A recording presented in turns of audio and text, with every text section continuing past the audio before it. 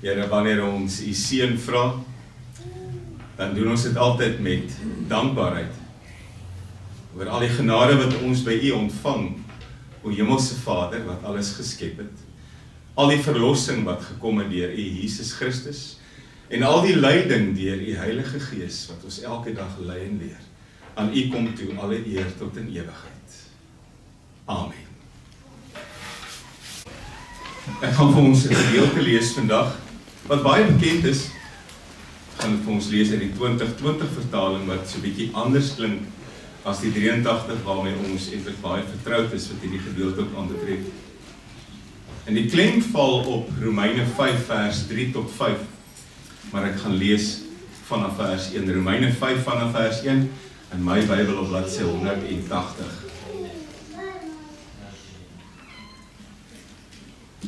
Omdat ons dan nou op grond van geloof geregverdig is, het ons vrede by God deur ons Here Jesus Christus.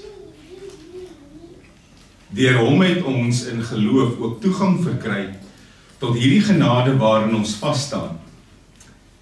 En ons beroem ons op die hoop om deel te kan hê aan die heerlikheid van God. Maar dit is nie al nie. Ons beroem ons ook op ons verdrukking, omdat ons weet verdrukking bewerkstellig volharding. En volharding lei tot betroubaarheid. En betroubaarheid tot hoop. En die hoop beskaam nie, want God se liefde is in ons harte uitgestort deur die Heilige Gees wat aan ons gegee is. Ons ken dit, swaar kry kweek volharding en volharding kweek egtheid van geloof en egtheid van geloof kweek hoop en die hoop beskaam nie. So het jy weer eens te doen met die rykdom van woorde in die Grieks wat verskillende taal of vertalings kan lei tot. Here, as ons stil word, dan besef ek weer u is die wind wat my na hoë plekke toe vat in die middel van die storm. U is die een wat die goedheid en die teenwoordigheid om my vou op 'n manier dat ek dit raak voel en raak beleef. Eerste ding wat ons vandag wil sê, dit gaan nie altyd met ons goed nie, Here.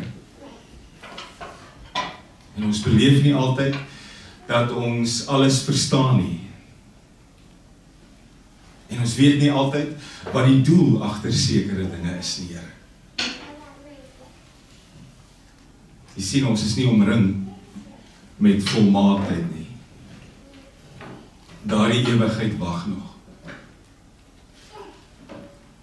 Maar as ek hier is, dan kom bely ek dat u met al u teenwoordigheid, u goedheid, u glorie, u genade, u sorg, u liefde, na my kyk, Here. Daarom wil ek vandag ook so 'n bietjie terugkyk.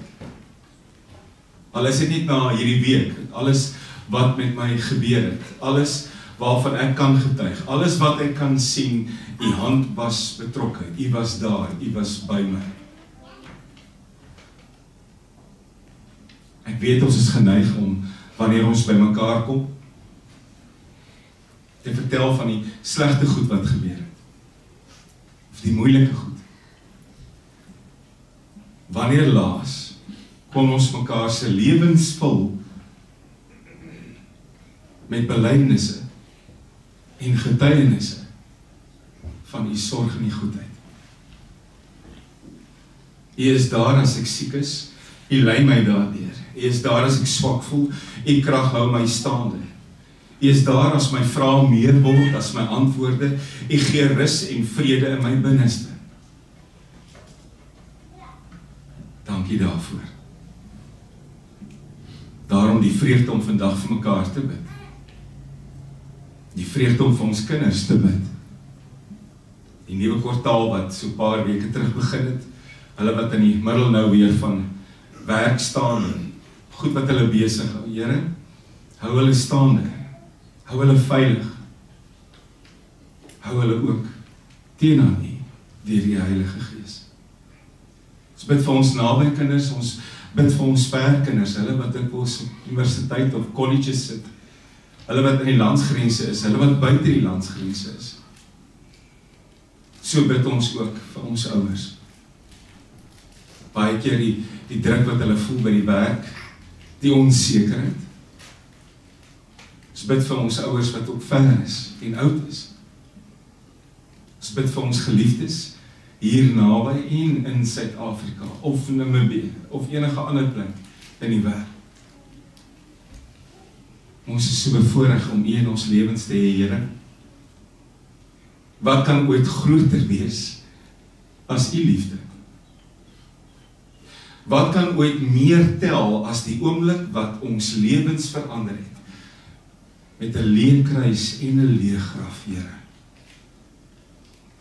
Daarom in hierdie tyd, terwyl ons ook gereed maak om U hemelvaart te gedenk, en weer eens ook in die belofte van U wederkoms te leef, kyk ons so 'n bietjie vandag na iets wat ons kan laat vasdraai. Ons leer ook by Paulus, Here, wie se lewe U verander het, toe U vinnig aan Hom verskyn het. Dankie vir hierdie geleentheid, Here, om ook weer van U te leer. Amen.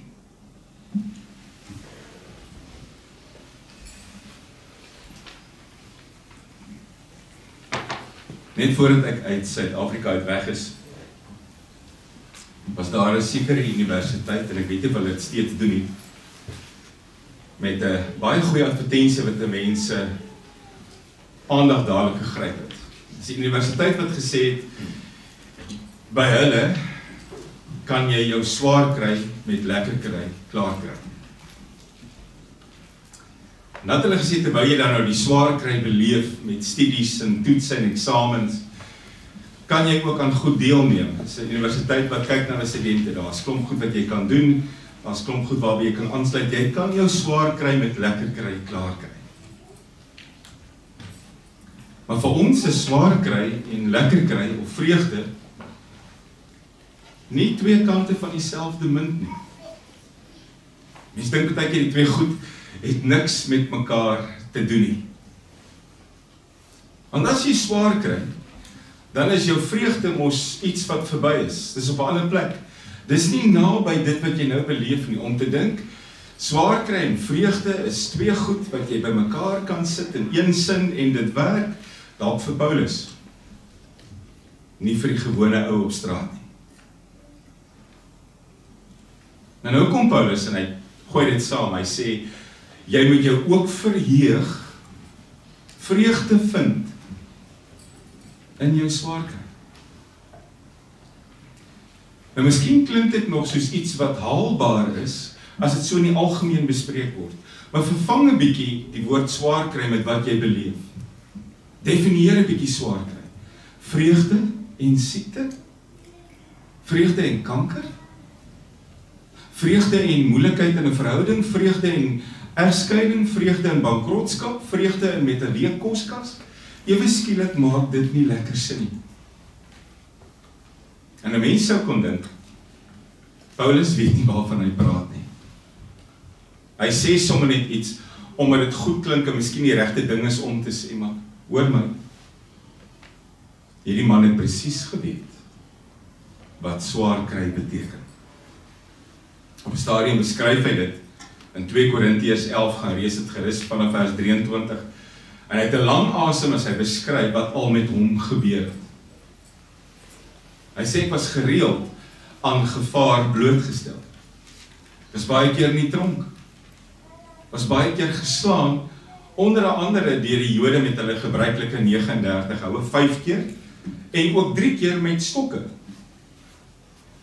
Ek was 1 keer gestenig en vir dood agtergelaat. Ek was betrokke 3 keer waar 'n skip wou sink. Ek was 1 keer volledig dag en nag op die oop see agtergelaat.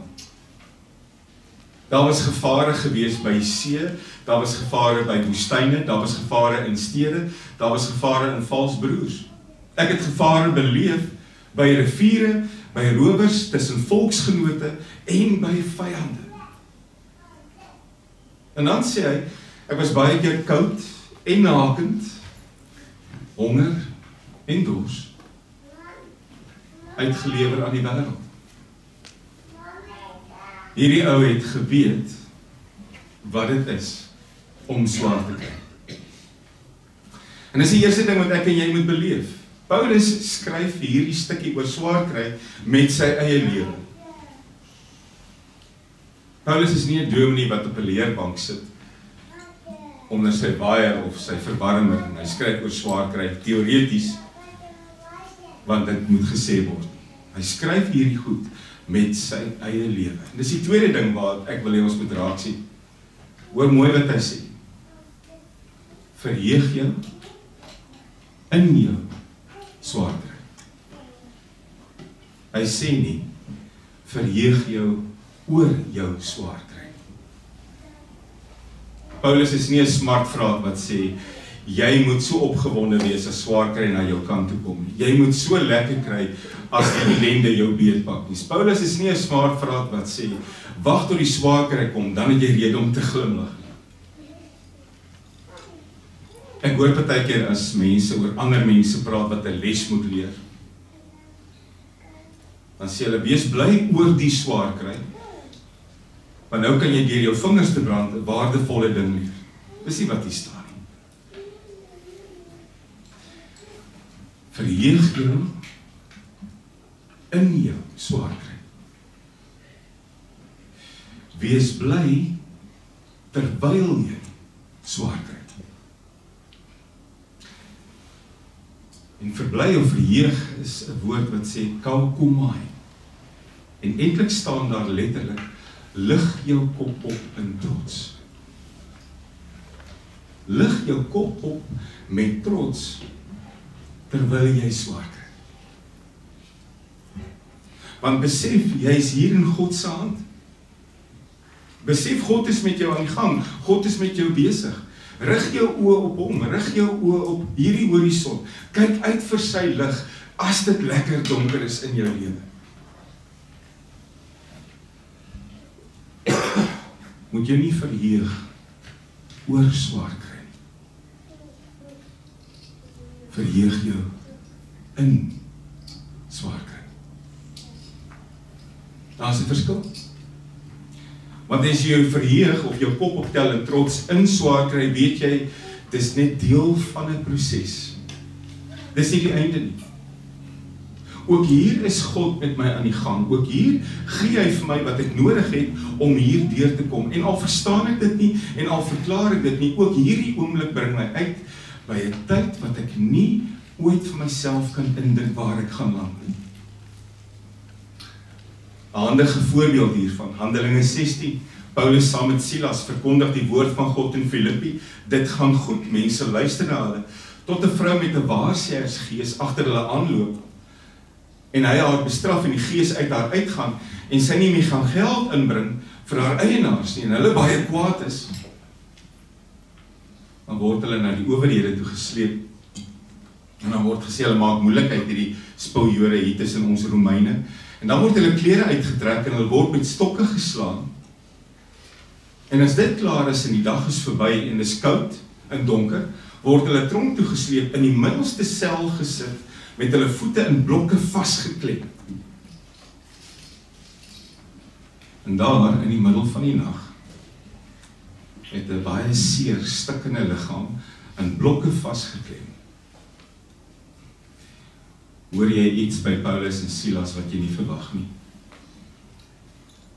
Jy hoor gebede tot eer van die Here. En jy hoor lofliedere tot die uitbreiding van sy naam. Verheug jou ook in jou swaar kry. Maar nou is dit so, partykeer laat mense swaar kry jou voel asof jy in 'n tronk sit. Jy is die ou wat in boeye vasgeklem is, jy is die ou wat in die middel van die tronk vas is, jy is die ou wat seer het, jy is die ou wat houe gekry het, jy is die ou wat met stokke geslaan is. En dan voel 'n mens, maar ek het nie krag om te sing nie. Want hierdie swaarkry, hierdie omstandighede, hierdie ellende dreineer my. My gedagtes draai vas om hierdie oomblik. Ek wil nie agtertoe kyk nie, maar net nou besef ek dat die goeie tye verby is. En ek het dit verloor en ek waardeer dit nou eers wat ek gehad het, nou dat ek weet wat ek nou het. En ek wil ook nie vorentoe kyk nie. Want my gedagtes is so vasgedraai, dat ek nie kan dink aan hoop en uitkoms en lig op die einde van die pad. Het is baie maklik om by hierdie punt te kom. Maar dit is presies wat Paulus nie gedoen het nie. Selfs in die middel van sy swaarkry en sy ellende, en hier hang 'n swaard oor sy kop, hier is doodsgevaar. Kry hy het reg om terug te kyk en te sien hoe God nog met elke stuk nood by hom was. Hoe God hom gehelp het deur elke stuk ellende. Kyk hy terug en hy sien een ding in groot letters: genade onbeskryflik groot. Nie een van ons wat vandag hier sit kan terugkyk en nie genade sien nie. Maar hy kyk ook vorentoe. En voor vind hy hoop. Daar is altyd hoop. Hoekom? Want hoop kom nie uit jouself uit nie. Hoop kom altyd van God af. Daarom is daar altyd hoop. Op hierdie oomblik kyk hy vas teen iets waarteen ek en jy dikwels vergeet. Dat God met hom besig is in die middel van die swaarkry. Dat God besig is om iets in hom te vorm in sy nood. Nou wil ek 'n beeld gebruik wat ek so 5 jaar terug ook al gebruik het, maar bly vir my 'n besondere beeld. En dit pas my so mooi in. Een van die ergste goed, of seker die ergste, wat met 'n oester kan gebeur, is dat daar 'n sandkorrel tussen sy skulpe ingaan. Dadelik word hierdie hele diertjie se bestaan geskoei om daai sandkorrel te probeer uitkry. En volgens navorsers kry 80% dit reg. Daar word goed afgeskei, die sandkorreltjie is uit. Jy weet hoe erg is dit as daar 'n stukkie sandkorrel in jou oog is. Dit is baie erger as 'n skerp klip in die skoen. Kry 'n bietjie iets in jou oog en kyk, jou hele bestaan gaan daaroor om hierdie ding uit te kry. Jy knip jou oog, jy maak jou oog toe, dit krap, dit seer, jou oogtraan, jou hele wese word tot stilstand geruk deur 'n klein dingetjie in jou oog. Vir 'n oester is dit baie erger. Dit lei tot 'n intensiewe vorm van irritasie en frustrasie, sodat hierdie hele wese, hierdie hele diertjie se bestaan omgedolwe word. En dan begin sy mantel iets afskei. 'n Stof. Dis asof hierdie mantel vrede maak dat hy hierdie korrel nie gaan uitkry nie. En nou probeer hy hierdie korrel sagter kry. Hy skei 'n stof af, nakker. En dit vorm 'n laagie. En nog 'n laagie. En nog 'n laagie. Dis die oesterste manier om hierdie sandkorreltjie minder skerp te laat voel. Dit vat 2 tot 7 jaar totdat hierdie laagies wat gevorm word om hierdie sandkorrel iets anders is. Na 2 tot 7 jaar van frustrasie en irritasie is daar uiteindelik 'n parel.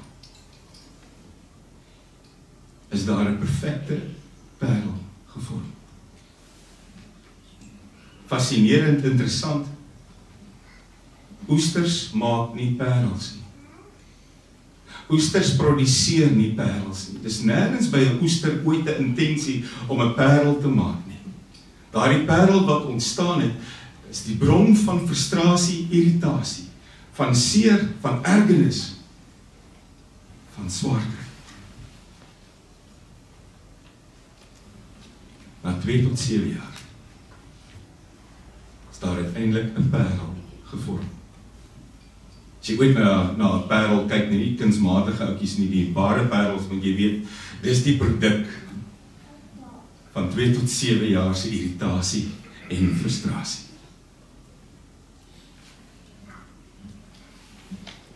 Oesters produseer nie parels nie, hulle dra nie vrugte nie. Hierdie ding het ontstaan in swaar kry, in ergernis, in lyding. En was dit nie vir dit nie, het die parel nie ontstaan nie. Was dit nie vir die frustrasie en die swaar kry en die ergernis wat hierdie diertjie deurgegaan het nie, was daar nie hierdie kosbare parel. In God se hand word my swaar kry dikwels 'n leerskool wat my leer van volharding. Daar's baie geduld nodig. En hierdie volharding word gebruik om my geloof te suiwer. Daar's baie geduld nodig. En hierdie gesuiwerde geloof leer my om hoop te laat ontbrand. Daar's baie geduld nodig. En hierdie hoop beskaam nie. Dis terug by die woord vir verheug. Hierdie hoop beskaam nie. Jy kan met trots jou kop optel. Kau kamai. Jy kan met trots jou kop optel. Sonder God se teenwoordigheid kan hierdie swaar kry dikwels tot 'n ander ketting lei. Swaar kry, frustrasie, ellende, woede, uitsigloosheid, twyfel, ongeloof. Nou hoor ons swaar kry, weet volharding, egtheid van geloof, hoop en die hoop beskaam nie. Ons is mal oor die eindproduk. Ek sou graag hoop wou hê wat nie beskaam nie, wat kop optel. Ons is mal oor die eindproduk, ons hou nie van die proses nie. Hierdie parels wil dikwels soos kunsmatige parels oornag gevorm word. Ons probeer lyding omjaag. Ons probeer dink, wanneer gaan hierdie tyd klaar kom? Ons probeer vir God sê, vat dit weg. Want ek wil nie van volharding leer nie. Ek wil vinnig hiermee klaarmaak. Ek wil nie swaar kry met lekker kry, klaar kry. God plaas jou in situasies, my vriend, waar die letters voor jou naam en agter jou naam jou nie help nie. Waar geen sosiale media jou kan leiding gee nie. Waar geen som geld in jou bankrekening dit kan wegvat nie. Snaaks, 'n mens leer nie van God en sy krag in tye van voorspoed nie.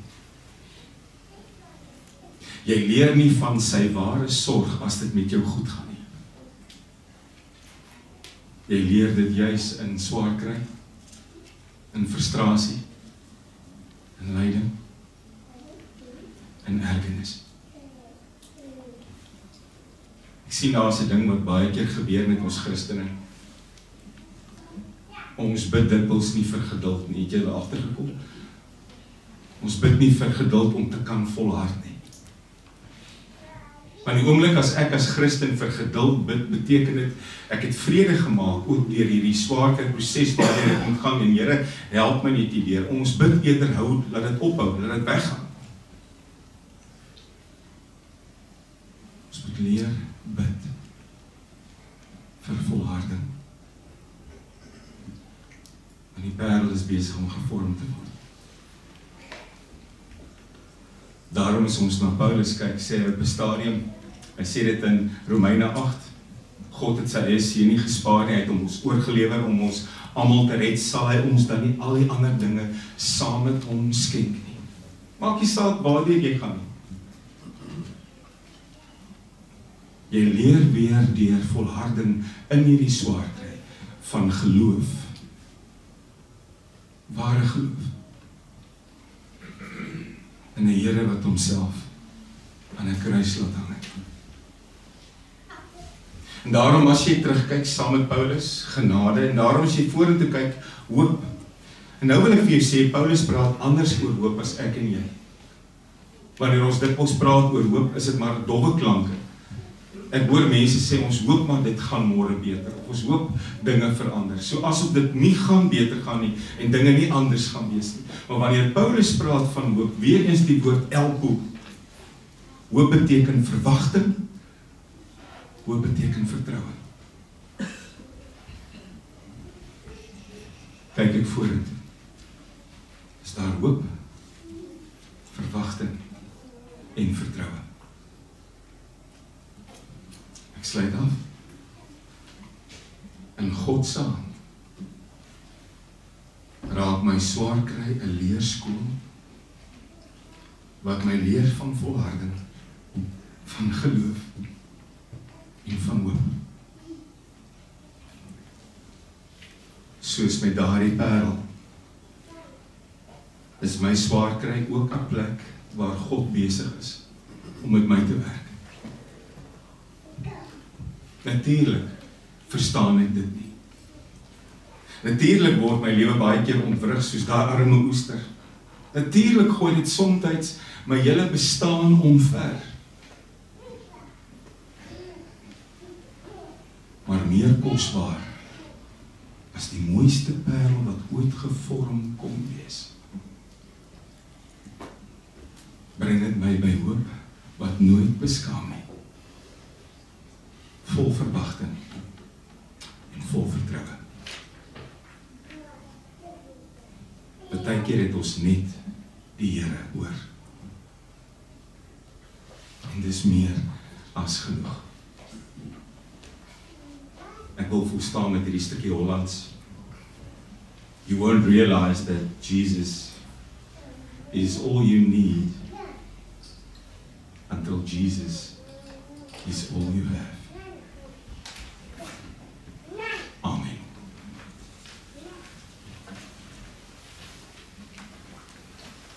Heerlik is U naam. Heerlik is U naam. Heerlik is U naam ook in my grootste seer en my grootste ellende.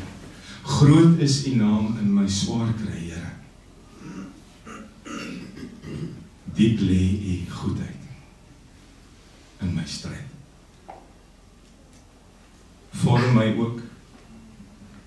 Wees besig met my, sodat ek kan leer van volharding en egte geloof en hoop wat nie beskaam nie, Here. Amen. Ontvang die seën van die Here en elkeen van u gaan in vrede. Die genade van ons Here Jesus Christus, die liefde van God ons Vader en die gemeenskap van die Heilige Gees sal met u elkeen bly en wees. Amen.